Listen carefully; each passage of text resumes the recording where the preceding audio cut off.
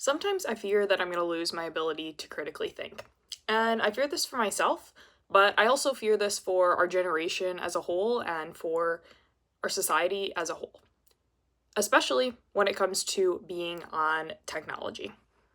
I recognize that a lot of my videos criticize technology and what it's doing to us. So maybe I should make a video that talks about the good things that technology does for us, but today's going to be another video about um, some of the issues caused by the phones and computers and the internet.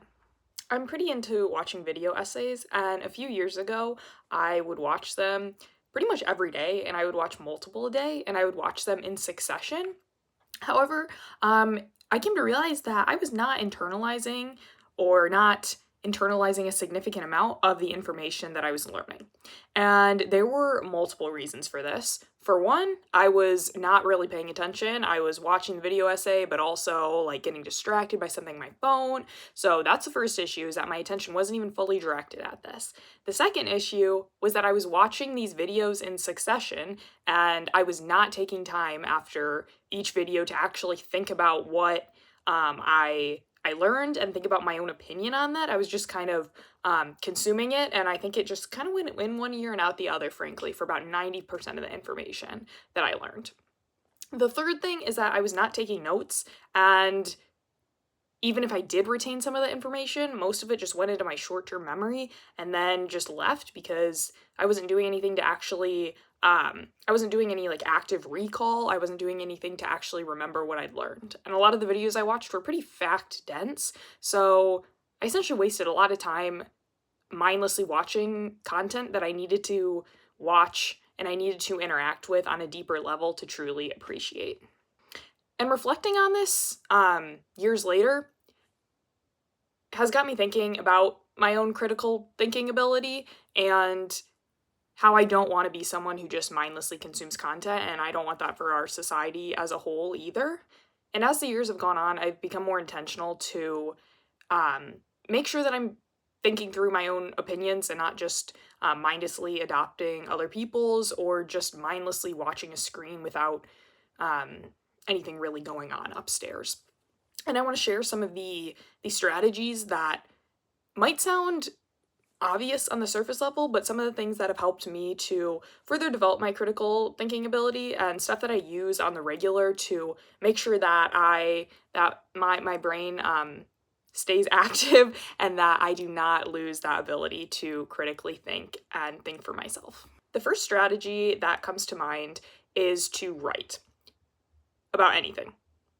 whether it is about what happened during the day to process it, sure, but especially after consuming content, I guess for lack of a better word, kind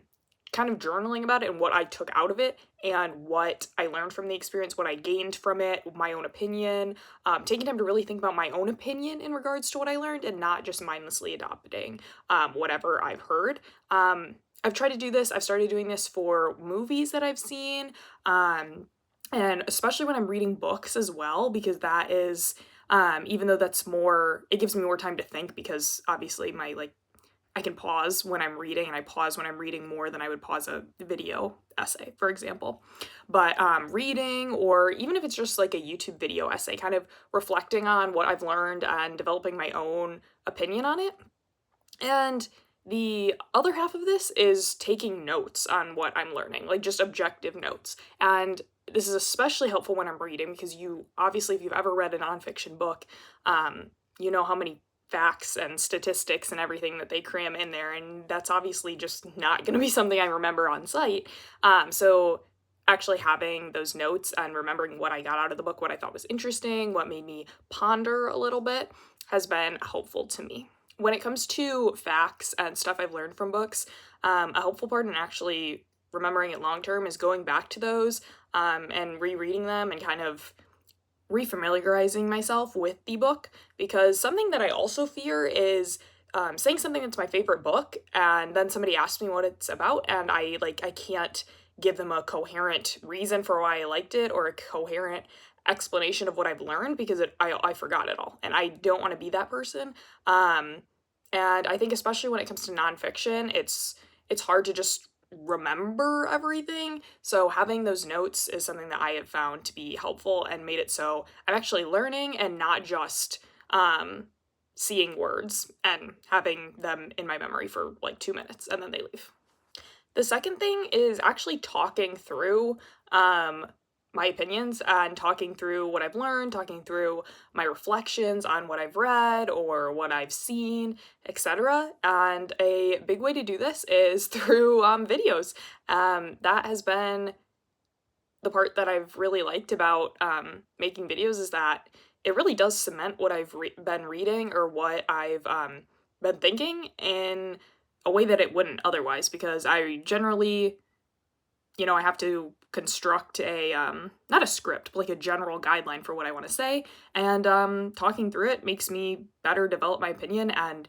better work through how to articulate it. In addition, just talking to, friend or family, talking about why you liked something, etc., or what you learned is beneficial as well. The third thing is just to consume less, and I'm definitely guilty of not doing this, for sure, but just not like watching 7 different things in one day is helpful to me. And this is why I try to stay away from short form content, because 15 minutes goes by and you've seen 300 different things, and then you're so bombarded with different thoughts that you don't have the ability to focus on one of them and actually think about it. And that's why I just try to stay away from those, because they don't open me up to any actual thinking experience. It's just like mindless scrolling, as we've all recognized, hopefully. But even when it comes to TV shows, even if it's just something that I'm watching for entertainment and not to learn anything, kind of just sticking to 1 or 2 is, I've honestly tried to just do 1, because even with that, it's like I want to be able to immerse myself in the storyline and follow the storyline. And if I'm trying to pay attention to 2 different shows, like in a day, or maybe a show and a movie, then I'm thinking about that storyline, I'm thinking about that storyline, and every show has like 17 storylines going on at once, it seems like. So just to really enjoy the experience, just limiting my information to like one input, if that makes sense. And I've also noticed this with music as well, because if I'm listening to a lot of music, then that's circulating through my head and making so I'm thinking about that, and I'm thinking about a show, and I'm thinking about a video essay, and I'm thinking about a book, and I'm thinking about this movie, and then I'm thinking about blah blah blah blah, and it's like I'm thinking about so much different stuff, you know?